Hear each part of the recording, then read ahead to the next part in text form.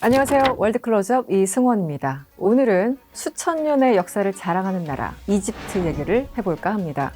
매일같이 유물이 발견되는, 그래서 무궁무진한 이야기를 들을 수 있는 곳이기도 하죠. 그런데요, 이집트 정부가 드디어 대이집트 박물관의 공식 개관 날짜를 11월 1일로 발표했습니다.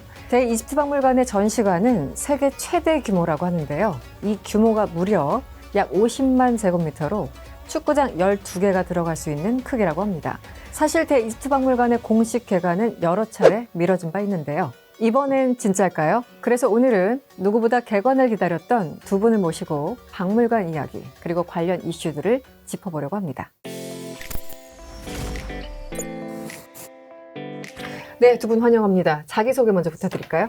네, 안녕하세요. 한국이집트학연구소의 광민수입니다. 이집트학과 이집트 고고학을 공부하고 있습니다. 예, 안녕하세요. 저는 이집트에서 온 샘입니다. 한국에서 12년 넘게 살면서 이집트를 소개하고 있습니다. 네. 혹시 아랍어 인사도 가능할까요? 제가 아랍어 무국자. ازيكم انا سامي من مصر جيت النهارده علشان اتكلم معاكم عن المتحف المصري وانا سعيد ان انا معاكم. 와, 아랍어 잘하네. 끝난 거예요. 엄마 아빠가 아랍 사람입니다. 엄마 아빠가 예, 알아. 양쪽 언어를 이렇게 잘한다는 건 정말 음. 신이 주신 재능 같아요. 맞아요. 네, 예. 다시 한번 감탄을. 네.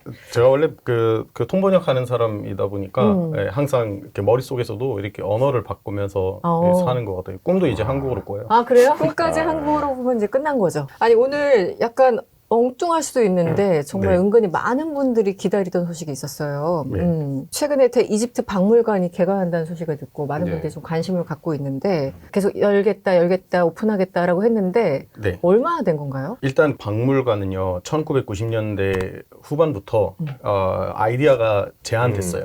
네, 아이디어가 제한됐고 2002년에 네. 본격적으로 공사를 시작합시다 네. 했지만 자금도 부족하기도 하고 네. 중동은 계속 변화가 일어나기 때문에 특히 그렇죠. 2011년에 아랍의 봄 때 완전히 중단됐어요. 많은 사람들이 포기할 정도로 네. 이거를 완공까지 갈 수 있는 것일까 이렇게 의심까지 할 정도로 여러 단계로 많이 미뤄져서 일단 시작은 90년대 후반이고 이제서야 완공돼서 사실 완공은 2021년이거든요. 근데 개관은 계속 미뤄지고 있는 게 또 이제 중동 정세 때문에 네. 그래서 몇 번인지 셀 수 없을 것 같아요. 네. 네. 조금 네. 구체적으로 제가 좀 부연 설명을 드리자면 이 박물관 자체, 그러니까 이집트의 어떤 중앙박물관이라고 생각하시면 되는데요. 이 박물관은 애초에는 한 1830년대부터 네. 처음에 이제 본격적으로 역사가 시작이 돼요. 네. 그러니까 이 당시에 이제 이집트 정부에서 이집트 유물을 그러니까 유럽 사람들이 하도 많이 갖고 가니까 이집트에 이제 보관을 해야겠다.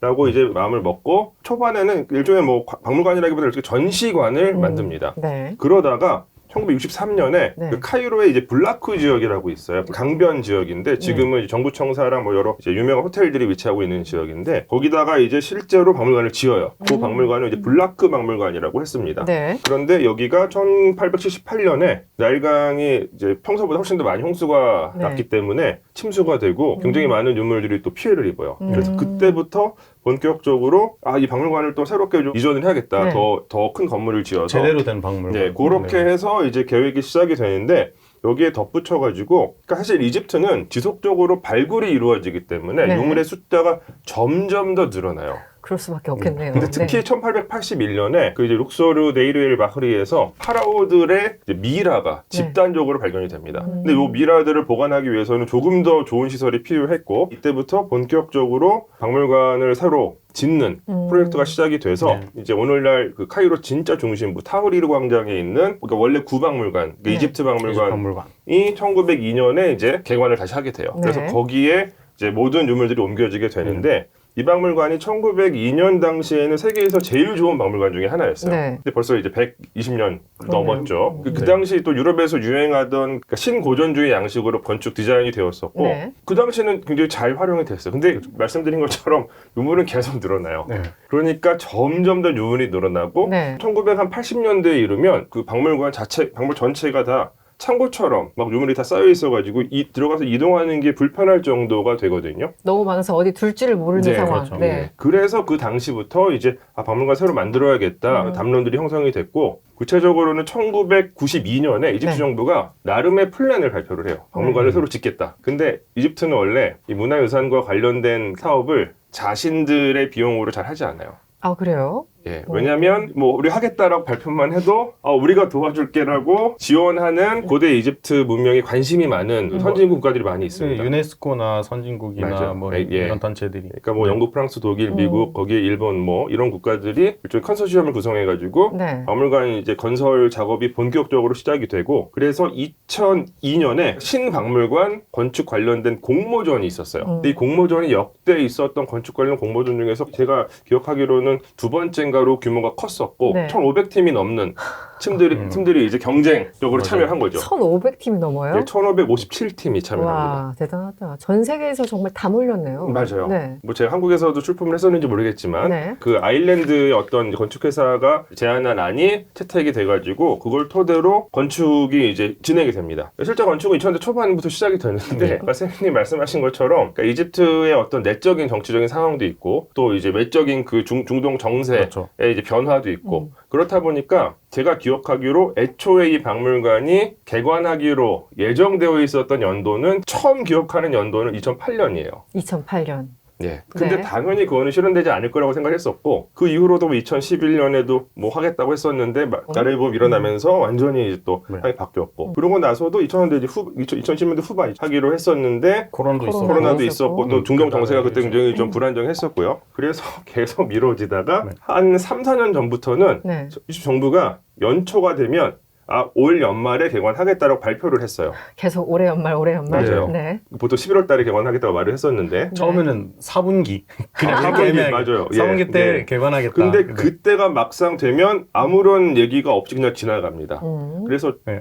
제 경우에는 한국에서 약간 양치기 소년이 그런 느낌인데요, 지금? 된 적이 되게 많았어요. 그거 왜냐면 소장님뿐만 아니라 이집트에서 그것 때문에 손해를 본 사람 되게 많아요. 맞아요. 왜냐하면 특히 주변에서 기념품을 파는 가게들은 그쵸, 장사할 이제 사람도 개관되면 많고. 예. 이제 그만큼의 준비를 해야 되겠다. 그러면은 새로운 직원들도 고용을 했어요. 그렇죠. 맞아요, 맞아요. 그리고 몇 개월 동안 이렇게 연습을 시켰는데 개관이 안 됐어요. 그럼 예. 그 손해는 누가 감당을 해요? 그런 상황이 지속이 되다가 작년에도 개관을 하기로 했었는데 좀 미뤄지고 네. 근데 작년에는 어떤 일이 있었냐면 작년 10월 중순에 이집트 정부가 우리가 개관식은 내년에 할 건데 가 오픈을 하겠다. 그래서 박물관 전체 전시실이 한 70% 정도로 오픈을 하겠다고 해가지고 2024년 10월 말부터는 입장객을 받았어요. 네. 입장권을 팔고 실제로 개관을 했습니다. 개관한 거죠. 네. 개관했어요. 이제 몇몇 중요한 전시실을 빼놓고 그리고 나서 이제 2025년 7월 1일에 일일 공식 개관. 예, 공식을 네. 하겠다라고 발표를 해서 그때까지 이제 쭉 작업이 진행이 됐던 것으로 보이는데 6월 달 들어오면서부터 그 당시 이제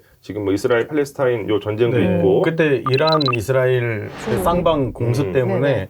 이 상황에서 그 항공이 아. 멈췄어요. 맞아요. 그래서 네. 이런 상황에서 어떻게 개관으로 고위 인사들을 그러니까 맞아요. 다른 나라의 정상들을 어떻게 부르겠느냐 네. 하고 아. 그냥 맞아요. 취소를 했어요. 그리고 이제 이집트 정부는 대박물관 개관식을 일종의 어떤 축제로 좀 열고 싶었는데 아무래도 이제 막 전쟁도 있고 정세가. 분위기가 좀 안 좋으니까 그러면 우리 올 하반기로 미루겠다. 그 다음에 발표된 날짜가 11월 1일입니다. 네. 그래서 올해 아마 네. 11월 1일에는 할 것 같아요. 근데 그거 할것 핵심 같아요. 포인트예요. 개관을 축제로 하려고 하는 네. 축제로? 의도가 있어요. 왜냐하면 네. 이집트가 특히 그 1868년에 수에즈 운하를 처음 이렇게 개통했을 때 네. 그때도 어마어마한 그 축제를 해가지고 나라 자체가 파산했어요.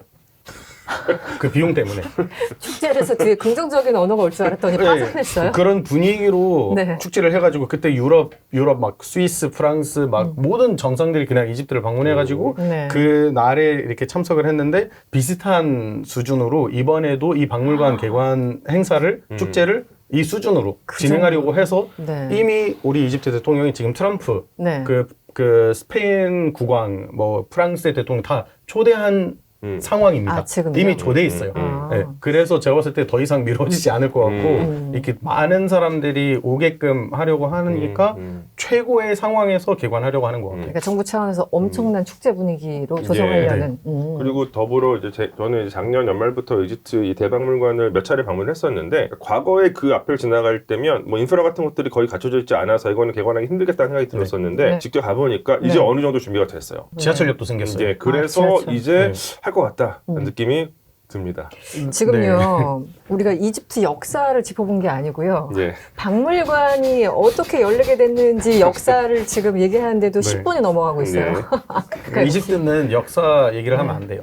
안 될 것 같아요. 길어져요. 네. 진짜로. 축구장 12개가 들어갈 수 있는 예. 크기 어마어마합니다. 그러면 예. 실제 정부에서 항상 그렇잖아요. 우리가 뭐 빅 이벤트 하면 경제 효과가 어떻고 관광객 수가 얼마나 올 것 같고 네. 뭐 그런 전망들이 조금 있나요?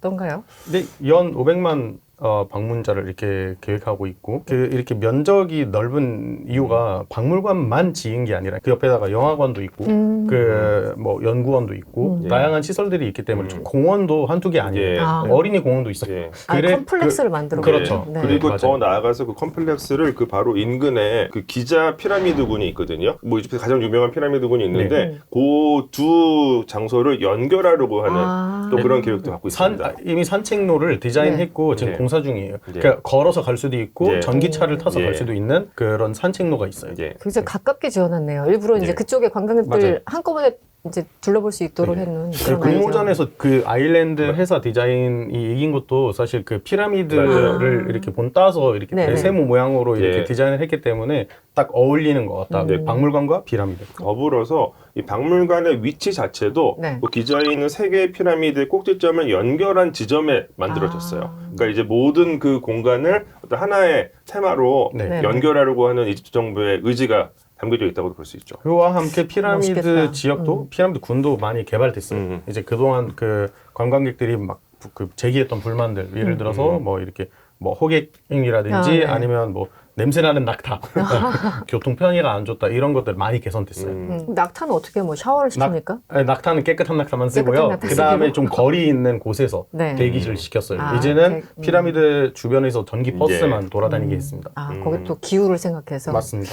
그리고 아까 이제 진행자분께서 50만 제곱미터 말씀하셨는데 요거 네. 이제 요거 전체 대지 면적이고요. 이 박물관이 뭐 세계 최대 규모라고 이제 이야기되는 이유 중에 하나는 전시 면적의 크기가 8만 1천 제곱미터거든요. 이게 현존하는 박물관들 가운데서는 전시 면적의 측면에서는 가장 큽니다. 네. 루브르 박물관보다 2배, 2.5배로 맞아요. 더 크다고 루브르나 뭐 합니다. 이런 에르미타주 이런 박물관들보다 2배 내지 2.5배 정도 되는 전시 공간을 갖고 있어요. 아니 루브르만 제대로 보는 것도 최소한 뭐 일주일에서 2주는 걸린다라는 네. 얘기가 있는데 여기는 도대체 많이 가시잖아요. 네. 얼마나 걸릴 것으로 보입니까? 근데 이제 박물관은 사실 뭐 어느 박물관 마찬가지인데 관심 없는 분들은 뭐 1시간 30분이면 삑 들고 나올 그렇죠. 수도 있고요. 그래도 8만인데 8만 제곱미터인데요. 이제 뭐 1시간 정도 걷기만 하면은 네. 그러니까 저는 한 5번 갔는데 아직도 사실 다 못 본 데가 많이 있어요. 그럼 한 번은 안 되겠네요. 이제 취향에 맞춰서. 그렇죠. 그리고 그거 확실히 얘기해야 될 게 피라미드와 박물관이 바로 옆에 있기 때문에 네. 한 방에 보고 와도 되겠다 이 생각을 버리셨으면 예, 좋겠습니다. 맞습니다. 불가능해요. 네. 예, 불가능합니다. 시 공간적으로는 불가능해요. 예, 불가능합니다. 이집트 이번에 여행 갈 거면은 각오하고 그렇죠. 최소한 한 2주는 생각하고 가야지만 네. 여기에 일부를 좀 볼 수 있을 것 같다. 뭐 이런 느낌으로. 그렇죠. 네. 네, 그리고 아까 경제 효과를 말씀해 주셨는데 구체적으로 이집트 정부가 발표한 수치는 제가 확인은 못했어요. 네네. 근데 이제 지금 이집트의 그 연간 이제 관광객, 그러니까 외국인 관광객 숫자가 그러니까 작년 기준으로 한 1,570만 정도가 돼요. 아 그래요. 근데 이게 생각보다 높지는 않은 수치예요. 네. 그렇죠. 왜냐하면 한국도 작년에 한국 몇 명이었는지 아세요? 얼마나 왔죠? 1,750만 명이에요. 그렇게 많이 왔어요? 한국이 더 많이 와요. 그렇죠. 그리고 전 세계에서 관광객이 제일 많이 가는 국가는 프랑스. 대체로 한 1억 명 정도.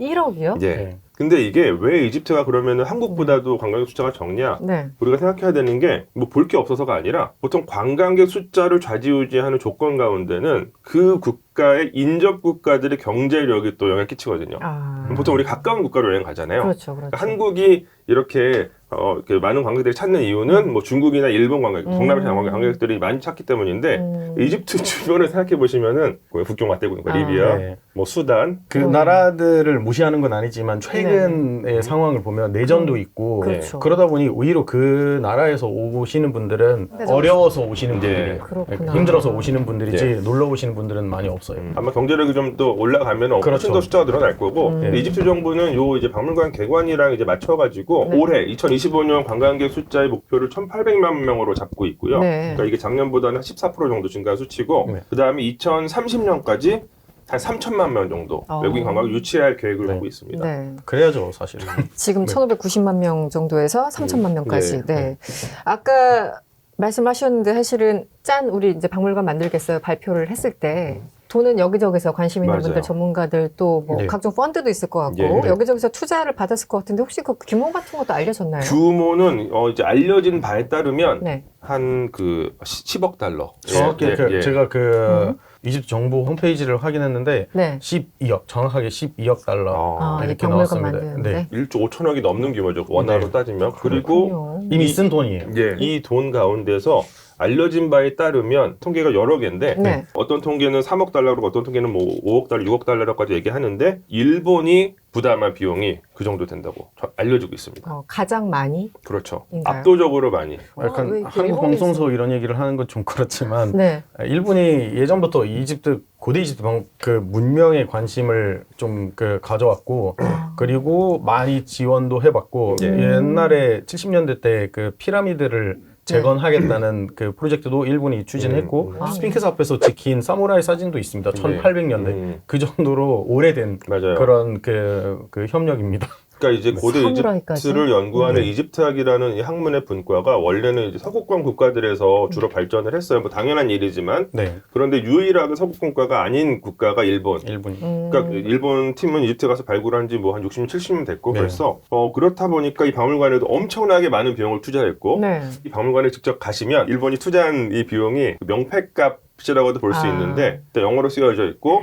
아랍어로 쓰여져 있고 일본어로 일본어. 박물관에 이름이 쓰여져 있습니다. 세 번째 언어가 맞아요. 무려 일본어예요? 네, 그러니까 네. 굉장히 크게 쓰여져 있어요. 그냥 대문에 쓰여져 있다고 보시면 됩니다. 네. 비슷한 맥락이지만 제가 그 학생 때 카이로 지하철을 많이 탔었거든요. 네. 그 카이로 지하철은 기자 피라미드가 있는 기자로 가는 그 2호선이 있습니다. 네. 그 2호선 칸에 항상 제가 보았던 게 일본 국민으로부터 기증.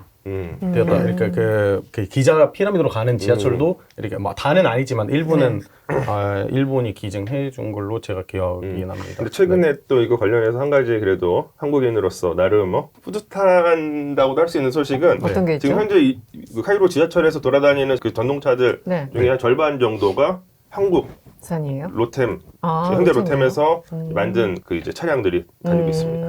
맞아요. 2, 3호선의 그 전동차들은 네. 한국에서 제조되고 이집트로 수출되는데 그래서 웃긴 게 한국에서 만든 지하철인데 아랍어가 적혀 있는 걸 봤어요.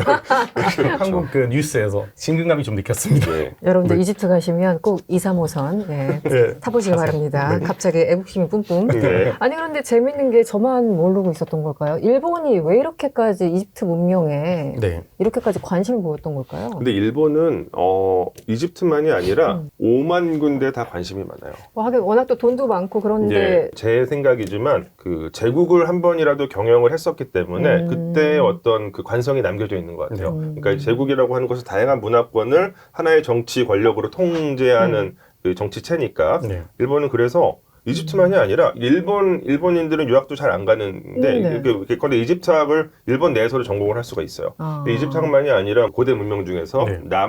남미에 있는 뭐 잉카라든가 잉카. 중미에 있는 마야 같은 문명권들도 일본에서는 연구가 되게 활발하게 진행이 되고 있고 한국에는 이 마야나 잉카 쪽 전공자들은 없어요. 전공자도 없어요. 네, 못 들어본 것 같아요. 그게 이제 경험적인 차이가. 차이인 것 같습니다. 이 계기로 생기면 좋죠.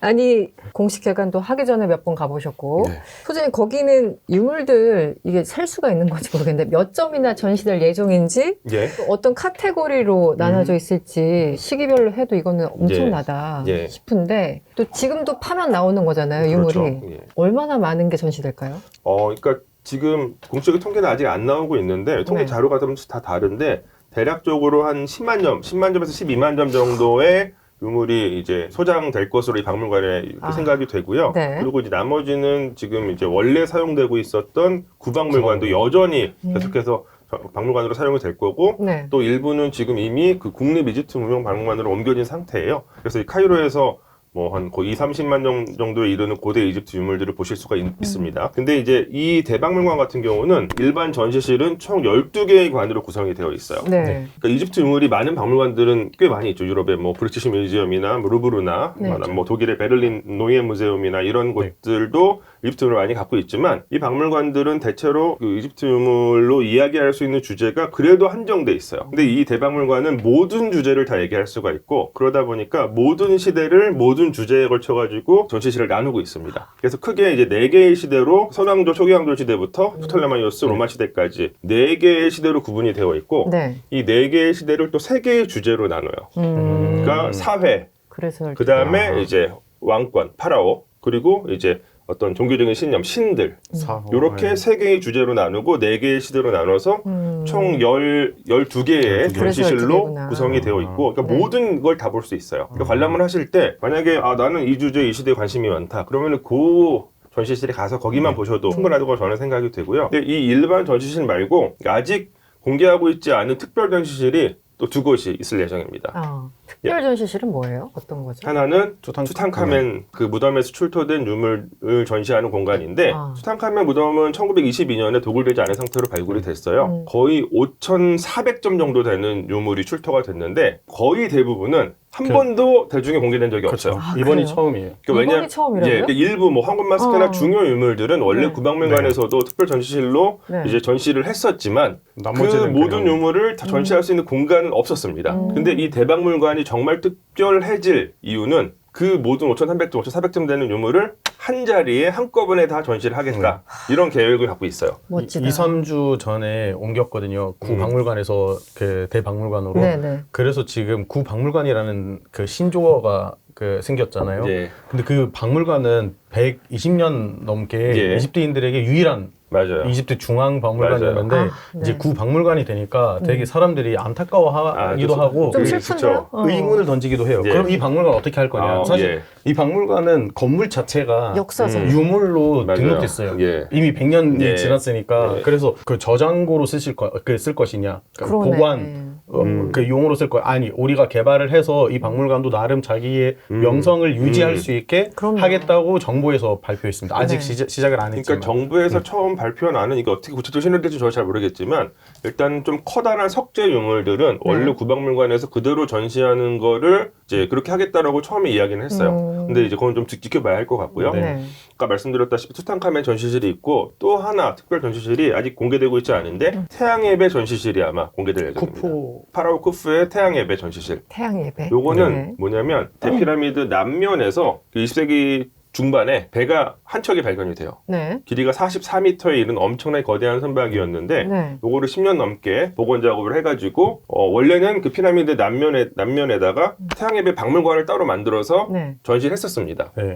근데 그러던 것을 2021년에 이제 그 건물 해체하고 이 배 자체를 대박물관으로 옮겼어요. 옮겼어요. 네. 다시 보존 처리하고 다시 전시를 위한 준비를 했었고 그런데 이 태양의 배와 더불어서 똑같은 사이즈의 배가 1980년대에 하나 더 발견이 돼요. 바로 옆에서. 오. 그걸 보통 제2 태양의 배라고 하는데 네. 제2 태양의 배는 보존 상태가 안 좋아서 공개된 적이 없어요. 발굴 자체도 2010년대 들어와서 발굴이 이루어집니다. 근데 그 제2 태양의 배도 이제 박물관으로 옮겨가지고 지금 이제 복원 네. 작업을 이제 하고 있다고 이제 전해지는데 그 얘기는 뭐냐면 아마 태양의 배 전시실에서는 첫 번째 태양의 배와 두 번째 태양의 배가 동시에 또 전시가 전시될 될 것 같아요. 예정입니다. 그것도 엄청날 관객 겁니다. 있는. 그렇죠. 네. 그리고 그 작업을 이제 일본 팀이 도맡아서 하고 있습니다. 여기서 또 일본이 등장하는군요. 예, 그러니까 일본 보존 처리 전문가들이 이집트 인력과 함께 공동으로 그 제2태양의 배 복원 작업에 이제 지금 임하고 있다고 얘기 전해주고 있어요. 한국에서 네. 이집트 학과가 창설되도록 우리가 노력을 힘을 한번 모아볼 필요가 있는 것 같아요. 예, 쉽지 않은 쉽지 않은 거예요. 예, 제가 노력하고 있습니다. 그 의미가 있긴 해요. 사실 네. 제가 이집트 사람으로서 한 얘기는 아니지만 인류의 역사이기도 하고. 그럼요. 네. 네. 또 우리가 일본에 뒤처지면 안 되니까. 여기 이 포인트는 바로 한국 사람 같은데요. 예. 아니 우리 세미 씨도 이제 이집트에서 태어나서 예. 한참 사셨잖아요. 네. 한참 사셨는데 지금 이제 구자 붙은 그 박물관만 가보셨을 거잖아요. 네. 제일 처음 간 게 언제예요? 그때 제가 한국어과를 다니고 있었고요. 2008년에 처음 가봤습니다. 이제 학생 때? 네, 한국어로 안녕하세요. 저는 쌤입니다. 뭐 이런 간단한 인사를 할 수 있는 수준이 됐을 때 다른 언어를 전공한 친구들 같이 기숙사에 사는 네, 네. 이탈리아어, 러시아어 친구들 야 박물관에 가자. 왜? 거기 가면 관광객들이 있을 거 아니에요. 그럼 관광객들은 대화를 하면서 언어를 연습하는. 그렇죠. 제일 네. 좋죠. 그리고 그때까지만 해도 외국어를 전공하는 이집트 학생이면 무료 입장이에요. 그런 게 있어요? 네, 왜냐면은 이제 그 관광 가이드 유망 맞아요. 이기 때문에 공짜로 들어갈 수 있었어요. 그냥 그렇군요. 학생증만 보여주면 그냥 들어갈 수 있었기 때문에 우리가 그냥 마음 편하게 지하철 표 타고. 하나만 사면 끝입니다. 처음 갔을 때 또 한국 관광객들을 만났거든요. 멀리서 봐도 등산복 입은 동양이면 무조건 한국 관광객입니다. 이집트 피라미드 같은 경우는 등산복이 최고예요. 하긴. 네, 가서 안녕하세요. 와 한국말 잘하네요. 이런 경험은 저의 이집트 박물관의 첫 경험이었습니다. 근데 그 네. 이전에는 방문 안 하셨어요? 그렇죠. 예. 뭐 중고등학생 때. 저 시골 사람이에요. 박물관은 카이로에 있고요. 예. 거기 가려면 일단 맹수라. 카이로부터 가야 되고 엄청 멀구나. 그렇죠. 터미널에서 또 박물관에 가야 되고 이집트 사람들 여행을 잘 안 가요. 아, 그래요? 네, 정착을 좋아해요. 정착을 좋아해. 네, 특별히 여행을 가려면 큰 마음을 먹고 가야 돼요. 네, 그래서 카이로로 이제 학교를 다니게 됐을 때 그때 정말 그 거리가 멀지 않기도 하고 우리가 그 서로에게 이렇게 가자 해서 네네. 가봤습니다. 그때 처음 미라를 보기도 했고 근데 그래요? 무섭지 않았어요. 이집트 사람이라서 익숙함? 미라의 실물은 달라요. 처음 봤는데 이 네. 죽은 조상이라는 어쨌든- 생각밖에 안 들었고 뭐 무섭진 않았을 것 같아요. 네. 조성님 보면서 무슨 무서운 생각을 했겠어요. 가서 가장 인상 깊게 본 게 역시 미라였나요? 아니면 이게 딱 들어갔을 때 왜 압도하는 뭔가가 있었을 것 같은데. 인상 혹시- 깊었던 게 미라였어요. 아, 그래요? 왜냐면은 미라도 가보시면 사람의 미라도 있지만 동물의 미라까지 있었어요. 저는 몰랐습니다. 그렇구나. 가보니까 악어의 미라도 맞아요. 있고 예, 악어, 뭐 양, 개, 말 미라도 고양이 있고 다 네. 있습니다. 소 미라도 있고 그래서 그 고대 이집트인들은 사후세계에 대해서 그냥 단순하게 사람만 보관하면 된다 이렇게 생각을 한 게 아니라 함께 살았던 가축이나 애완동물까지 이렇게 보관을 해서 같이 보낸 약간 깊은 생각을 너무 했던 것 좋은 같아요. 세계관 같은데요. 근데 네. 이게 이제 말씀하신 것 네. 중에서 동물 미라들 중에서 네. 뭐 일부는 네. 정말 자기가 아끼던 동물 같이 이제 매장하기 위해서 네. 이렇게 미라를 만든 경우도 있지만 대다수는 사실 그 제물로 바치기 위해서 동물을 인위적으로 미라를 만든. 그 특히 악어미라는 그래요. 그러니까 악어 모습을 하고 있는 신에게 제물로 바치기 위해서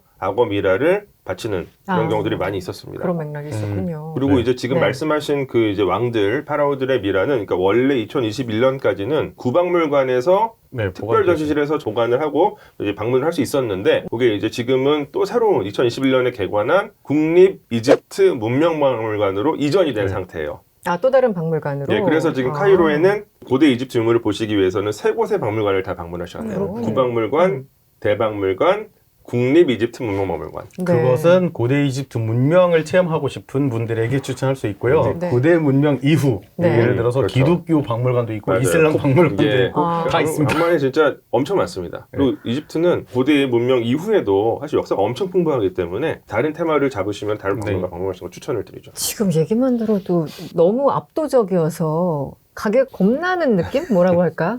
내가 이걸 과연 해낼 수 있을까? 다 볼 수 있을까? 뭔가 욕심껏. 얼마나 압도적이냐면요. 네. 아까 땅을 파면 네. 유물이 나온다고 계속 이렇게 나오잖아요. 얘기하셨는데 사실 이집트는 땅을 팔 필요 없이 나오기도 해요.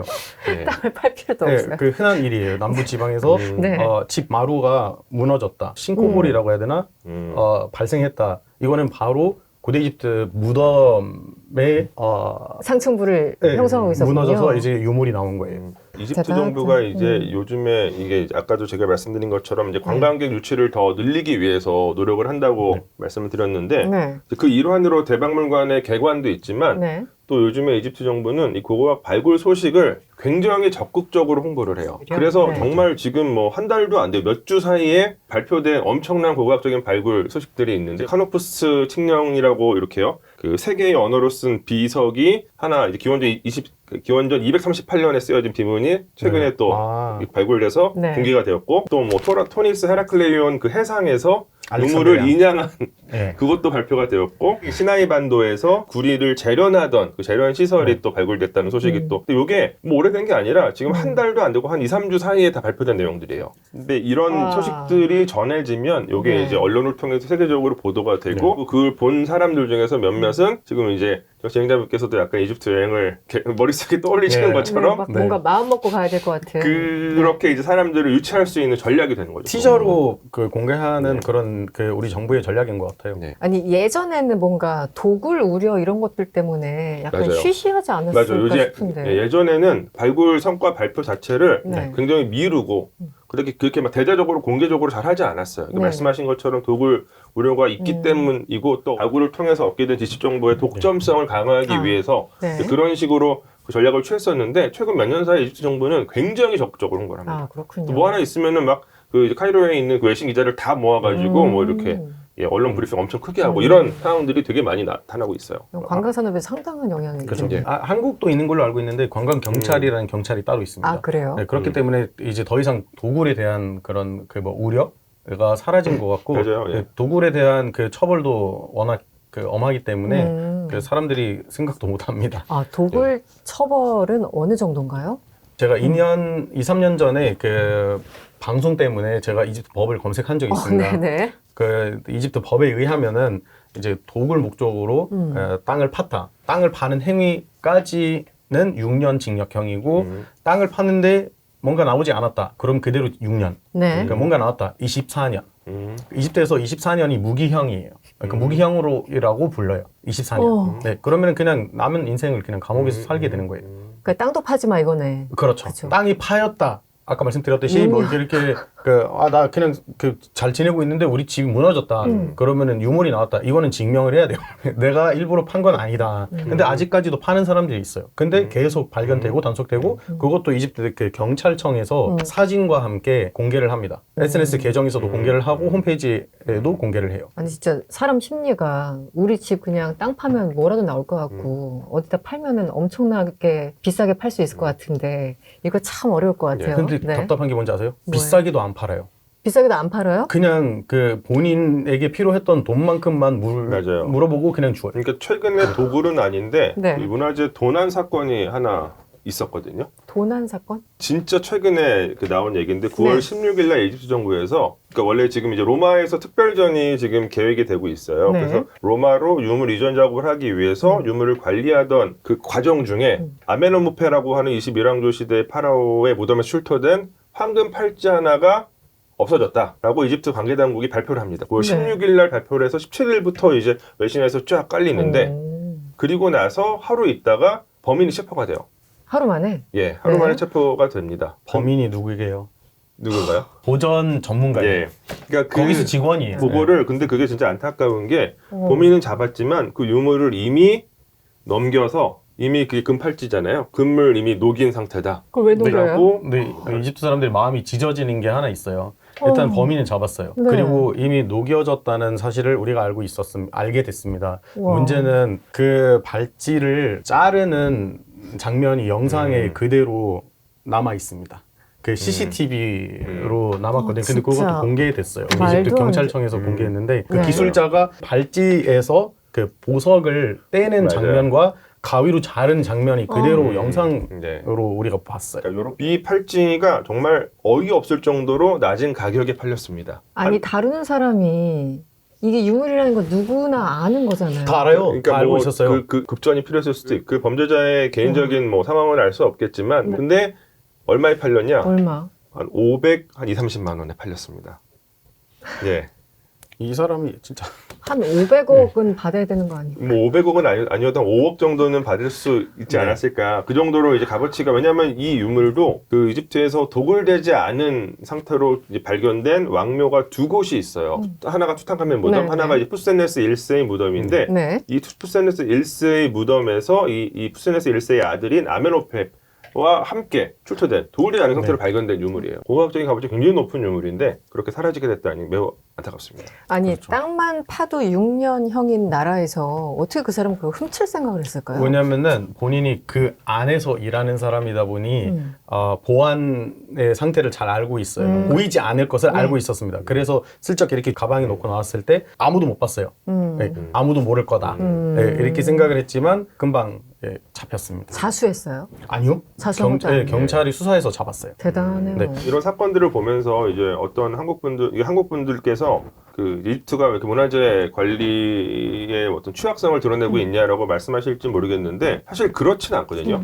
이집트는 굉장히 철저하게 이 문화유산들을 관리하고 있어요. 네. 근데 이제 그렇다고 하더라도 뭐 누군가가 범죄를 획책하면 뭐 어쩔 수 없이 일어날 수밖에 없죠. 이제 그런 그렇죠. 상황이라고 이해해 주시면 좋을 것 같습니다. 네. 50만 평 컴플렉스에 박물관 자체는 8만 평이 넘고 예. 그리고 10만 점 정도 지금 이제 예측컨대 근데 앞으로 더 쌓이겠죠. 그렇죠. 더 많아지겠죠. 네. 고고학이나 혹은 이집트 문명 이런 것들을 공부하시는 분들한테는 진짜 너무나 행운인 장소일 것 그렇죠. 같아요. 완전히 예. 축복받은 예. 장소일 것 같은데 연구하는 학자로서 어떤 게 가장 좀 인상이 남으셨어요? 일단 첫 번째는 그동안 그러니까 실제로 공개되지 않았었던 유물들이 굉장히 많이 공개가 되거든요. 아마 몇만 점 정도가 그동안은 한 번도 이제 필근할 수 없었던 그러니까 박물관 수장고에서만 보관되던 유물들이 그 전시가 되고 있기 때문에 쉽게 그 유물들을 만날 수 있어가지고 굉장히 저는 반가웠고요. 그러니까 이제 저도 처음 갔을 때 책에서만 보던 유물들을 실제로 그러니까. 보게 된 사례들이 굉장히 많이 있었어요. 예, 아마 그렇기 때문에 전공자들한테는 정말 어떤 꿈의 장소가 그렇죠. 아닐까 하는 생각이 들고요. 그리고 이 전시의 어떤 기법이라는 전시의 행태 자체도 정말 최신식 전시 기법들이 적용되어서 이 전시가 이루어지고 있기 때문에 그래서 이집트 문명에 관심이 있으신 분들은 정말 신나서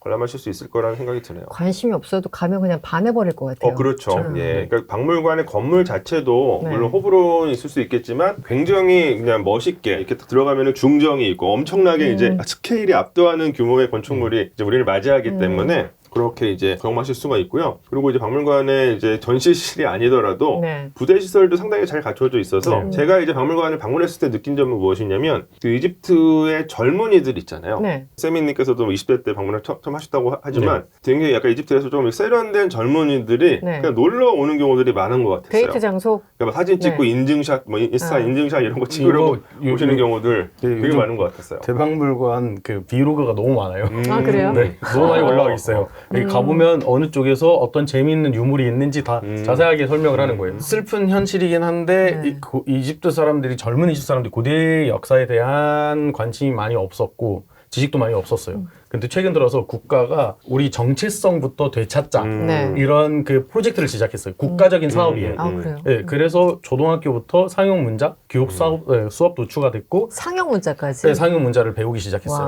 와. 필수 과목은 아니지만 네네. 그래도 이제 아이들이 신전이나 박물관 같은 곳에 가면 그 벽에 뭐가 적혀 있는지 알아야 된다. 너무 아랍 민족주의를 고집하다 보니 어느덧 우리가 스스로 이집트 사람인 거를 까먹고 사는 것 같았다. 문화 유산 관련 이렇게 절차가 많이 생기기도 하고 시설도 많이 생기기도 하고 실제로 이제 본격적인 행보들이 많이 일어나고 있어요. 교육이라든지 문화 행사 국가에서도 이제 젊은 사람들이 와서 박물관을 뭐 예를 들어서 무료로 구경할 수 있는 그런 이벤트까지 이렇게 준비를 하고 있어요. 네. 아니 근데 지금 학교 교육 잠깐 얘기하셔서 떠오르는 게 아까 네. 제가 언급하지 않겠다고 했지만 네, 역사. 네 우리는 단군 할아버지부터 아는 것도 힘든데 네. 도대체 학교에서 이집트 역사를 어떻게 가르쳐요? 책이 도대체 몇 권이에요 이게? 그러니까요. 그래서 정말 네. 간단하게 가르쳐줘요. 왜냐면은 고대 이집트 역사만 배울 수 없거든요. 네, 네.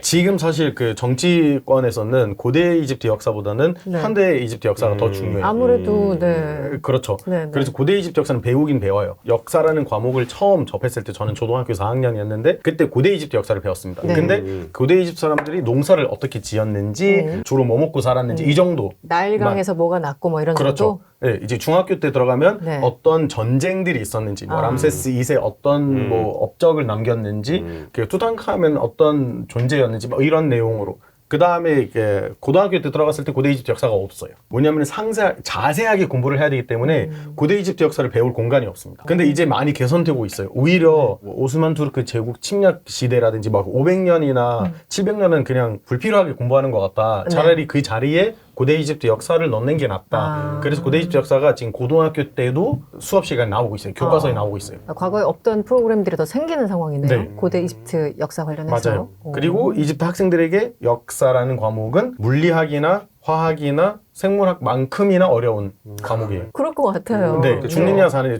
제가 고등학교 때 점수가 가장 낮았던 네, 역사. 그 정도로 어려웠어요. 그러니까 이런 어떤 행보가 실제로 이집트 정부가 이제 행하는 어떤 그 스탠스들로 좀 확인이 되는데 뭐 이를테면은 이집트 정부는 지속적으로 이제 고대 이집트 문명이 정말 이집트의 것이다. 라고 주장하는 경우가 되게 많아요. 네.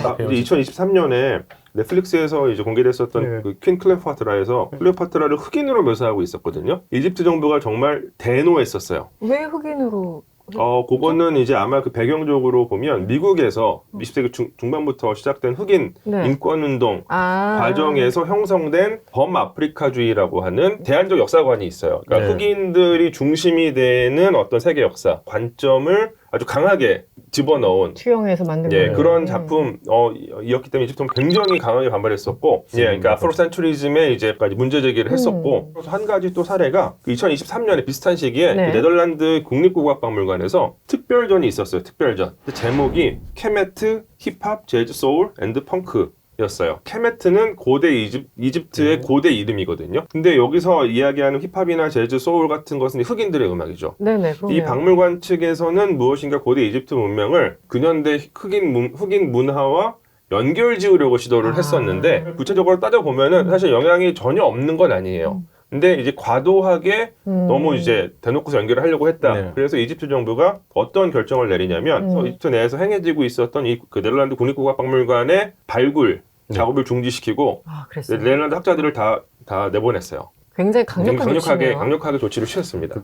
피라미드 앞에서 어떤 미국 그 팝스타 네. 그 가수의 콘서트가 예정되어 있었거든요. 근데 SNS에서 이집 사람들이 그 사람의 과거를 그 수사를 하다가 네. 그 사람이 아프로센트릭 지지하는 발언들이 많이 보였어요. 그래서 해시태그가 생겼습니다. 이 콘서트를 막아야 된다. 막아야 된다. 그랬더니 이집 정부가 그에 반영을 해서 그 콘서트가 취소됐어요. 실제 취소됐어요. 네. 네. 이거는 상당한 조치인데. 물론 그 사람이 피라미드 앞에서 노래를 부르는 게 자기한테도 의미가 있지만 이집트 정부, 이집트 관광에 홍보가 되니까 네네. 우리에게는 유리한 부분이긴 하지만 네. 이념을 지지하는 사람인 것이 발견됐을 때 취소를 할 수밖에 없었던 것 같아요. 그렇군요. 그리고 네. 실제로 이렇게 이집트에서 조치를 취하는 게 나름 학문적인 근거가 있어요. 우리가 이제 고대 이집트인이라고 했을 때 네. 이 사람들은 어떤 사람들이었지 사실 잘 모르거든요. 잘 모르겠어요. 그러니까 아프리카 사람이라는 생각만 있죠. 그러면은 이제 자연스럽게 뭐 이제 흑인의 모습을 떠올리기도 하지만 2025년에 네이처지에서 논문이 발표가 되는데 여기 이집트 중부에서 출토된 어떤 한 기원전 2600년경에 네네. 요 인골 시신을 DNA 분석을 해보니까 80% 정도는 북아프리카 계통, 20%는 저쪽 서남아시아, 그러니까 이제 중동 지역의 어떤 유전적인 형질을 갖고 있다. 그러니까 뭐 자연스럽게 북아프리카와 중동 지역의 이 근동이죠. 그 당시에 근동의 어떤 교류 접점에서 이집트가 역할을 했었다라는 사실을 이야기할 수 있는 거죠. 우리 조상들은 벽화를 그렸을 때 확실하게 구분해서 이집트 맞아요. 사람과 아프리카 사람과 히타이트 사람을 맞아요. 생김새를 완전히 다르게 그렸거든요. 그런 게 있구나. 투탕카멘 막대기만 봐도 지팡이 봐도 지팡이 알 수 있어. 끝부분이 흑인으로 보이는 그 사람의 모양으로 조각을 했거든요. 자기 자신들을 고대 이집트인들은 이제 남쪽에 있었던 누비아인들 당시에는 누비아인들과 완전 다르게 구분을 해요. 그러니까 누비아인들은 정말 일반적인 흑인의 모습을 검은 피부를 갖고 있는 모습을 묘사하는데 반해서 고대 이집트인들은 자신들의 피부 색깔을 약간 붉은색 계열로 네네. 보통 이제 표현을 했습니다. 그러니까 이제 그 당시에도 이미 그 구분은 분명히 있었다는 이야기죠. 그렇군요. 이런 걸 하나하나 역사를 알고 보면 정말 재밌을 것 같아요. 지팡이 하나를 보더라도 예. 네, 어떤 민족인지 맞습니다. 어떤 DNA인지 자꾸 가고 싶네. 자꾸 가고 싶어. 그나저나 유물들이 이렇게 많은 국가이기도 하지만 또 그래서 뭐 전쟁 시기도 그렇고 아까 도굴한 사람 얘기도 했었는데 많이 유출됐잖아요. 맞습니다. 네, 훔쳐가고 뺏어가고 등등등. 그러면은 다시 이제 반환시켰어야 되는데 이게 좀 쉽지 않지 않습니까? 저 유럽 제국주의자들 훔쳐간 거 절대 안 내놓고 막 이런 것도 있었을 텐데 어떻게 이걸 반환을 시켰을까? 일부는 반환된 걸로 제가 기사를 읽은 것 같은데 맞아요. 네, 어때요? 그러니까 지속적으로 이집트 정부는 문화재 반환과 관련해서 국제적인 이런 움직임들이 있는데 그 움직임에 있어서 이집트는 거의 리더격의 국가고요. 그래서 지속적으로 서구 열강들에게 이제 압력을 행사를 합니다. 종종 어떤 경우는 약간 협박도 하는데 니네 이거 우리 돌려주지 않으면은 니네 박물관과 우리와의 교류는 끝. 이런 식으로 선언을 해가지고 반환을 받은 사례들이 상당히 많이 있어요. 그렇지만 일반적으로 3대 약탈문화재라고 불리는 유물들이 있는데 두 개는 맞출 수 있을 것 같은데 세 번째는 뭘까요? 보통 이제 세 개, 영국, 프랑스, 독일에 있어요. 그 영국 런던 브리티시 뮤지엄에 있는 로제타 스톤이 있고요. 그다음에 프랑스 루브르 박물관에 있는 덴데라 황도대. 그다음에 독일 베를린에 있는 그 네페르티티 두상이 있습니다. 3대 약탈문화재라고 불려요. 가장 중요하고 가장 멋있는 관람객들의 눈길을 사로잡는 유물들인데 이집트 정부가 지속적으로 반환 요청을 하고 있어요. 절대로 안 주죠. 이 서구권에서 유물을 돌려주지 안 누르면서 내세우는 명분 가운데 하나가 네. 돌려줘도 너네 놀 데도 없고 관리도 제대로 못한다 였어요. 네. 진짜 근데 영국 사람한테 그 발언을 그대로 들었습니다. 제가 네. 직접. 진짜 모욕적이네요. 어차피 네. 너희들은 잘 관리를 못 할 거면서 우리가 가지고 있는 게 더 낫지 않느냐. 근데 또 한편으로는 그게 어느 정도는 근거가 없는 건 아니었거든요. 네, 네. 근데 이제는 더 이상 그 명분이 통하지 않게 됐죠. 새 네. 박물관이 그렇죠. 지어졌으니까. 그러니까 서구권에 있는 어떤 박물관보다도 물리적인 시설이 좋은 박물관이 이제 이집트에 생겼기 네. 때문에 그렇기 때문에 그 명분은 더 이상 통하지 않기 때문에 네. 예측하기는 어렵지만 뭐 결국에는 돌려주지 않을까라고 그 저는 기대하고 있습니다. 예, 네페르테티 그 여왕의 머리 조각상은 네. 이 사람들한테 되게 인상 깊은 여인의 조각상이에요. 가장 인상 깊다고 얘기할 수. 아마 핫셉소트보다도 더 이제 이집 사람들한테 그 사랑을 받는 어. 그런 건데 독일은 합법적으로 네. 우리가 합법적으로 가져왔다 이렇게 얘기를 하고 왜냐면은 그 발굴한 사람이 12년에 발굴이 돼요. 12년에 발굴됐고 13년에 독일에 갔는데 네. 그때 발굴한 그 독일 학자가 고고학자가 나는 이집트 정부와 공정하게 우리가 그 발굴한 유물들을 나눠서 각자 자기 그 몫을 가져갔다. 아. 그래서 이 네페르티티는 합법적으로 독일에 와 있는 거고 우리가 돌려줄 의무는 없다. 이렇게 최근까지 같은 얘기를 하고 있어요. 그러니까 여기에 약간의 그 맹점이 있는 게, 그러니까 그 당시 20세기 초반에서 해외 발굴단 이집트에 들어서 발굴을 하면 네. 나름의 이제 규약이 있는데 발굴된 유물을 이집트 측과 그 발굴단이 반반 갈라갖는 거예요. 그런데 이집트 측에서 먼저 고르는 게 원칙이었어요. 그런데 이게 네페르티티 두상이 문제가 되는 거는 이게 1912년에 발굴이 돼가지고 독일로 넘어갔는데 1924년까지 그 유물의 존재를 그 누구도 알지 못했습니다. 이상한데요? 왜요? 그러니까 유물과 관련된 전시되지 않았어요. 예, 그러니까 전시도 안 됐었고 유물과 관련된 데이터가 없는 건 아니지만 막 공개되지 않았어요. 그리고 만약에 그 유물의 퀄리티를 생각을 하면 네. 이집트 정부가 그걸 먼저 고르지 않을 리가 없거든요. 그렇죠. 그래서 이제 추적을 해보니까 당시에 이 네페르티티 그 발굴되고 나서 이제 뭐 썼던 노트라든가 사진 촬영 그 기록 같은 것들을 보면 독일 측에서 이거를 그 약간 인위적으로 조금 덜 중요한 유물인 것처럼 숨기고 약간, 있었던. 네, 그때 약간 백시멘트로 만든 보잘것도 없는 그런 것처럼 묘사를 했대요. 그런 방식으로 묘사를 했기 때문에 이집트 정부에서 놓쳤다. 네. 그러니까 요거는 되게 기만적으로 유물을 반출한 사례다라고 이집트 정부측이 주장을 하고 있죠. 우리도 이제 국립 뭐 중앙박물관 가면 우리가 재밌어하는 거랑 외국인들이 재밌어하는 그렇죠. 거랑 약간 좀 결이 다를 수도 있잖아요. 뭐 이집트 박물관 같은 경우는 어마어마할 것 같은데 네. 다니시면서 그런 게 좀 느껴지시나요? 이집트인들이 주로 막 가는데 혹은 외국인들이 더 관심 보이는 이런 게 있나요? 제가 이 대박물관 가서 느낀 거는 이집트인들은 전시실보다 우리 앞에 중정에 그 이제 뭐 가게 있고 이런 데 더 많았었던 것 같아요. 입구에 람세스 2세 맞아요. 큰 동상이 하나 있거든요. 네. 그 람세스 2세 동상이 그 대박물관에 가기 전에 네. 예. 광장 한 가운데 있었던 예. 거예요. 그래서 그냥 어디 뭐 돈 내고 박물관에 가지 않아도 그냥 길만 가다 보면 지나가면 볼 수 있는 거예요. 사실 이집트 사람들이 동상이라든지 네. 이런 거를 보았을 때 크게 신기해하지 않아요.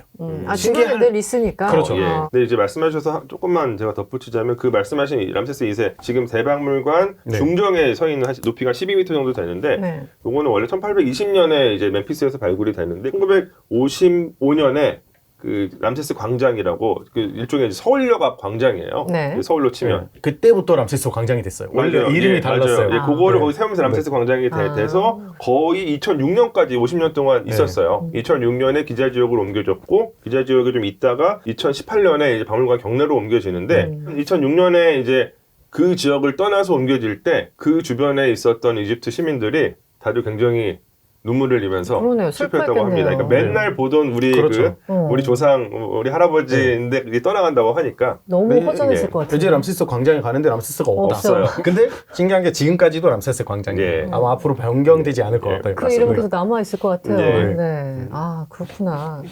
그냥 이집트 현지인이에요. 지나가다가 저를 알아보시고 인사하시고 오셨어요. 와. 명예시민 됐다고 얘기 들었는데 진짜인가 봐요. 제가 명예 시민입니다. 독도 2번 가봤어요. 저도 못 가봤는데. 저도 안 가봤어요, 덕분에.